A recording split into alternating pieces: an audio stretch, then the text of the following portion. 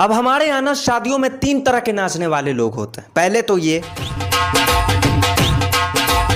DJ Seshu, और दूसरे ऐसे लोग होते हैं।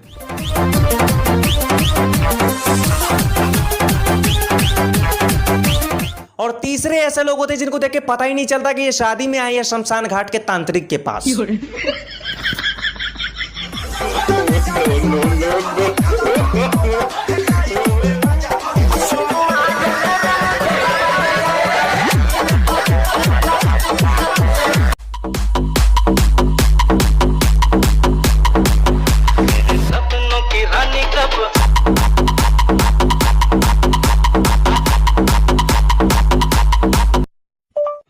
नागिन पिक्चर का लहरा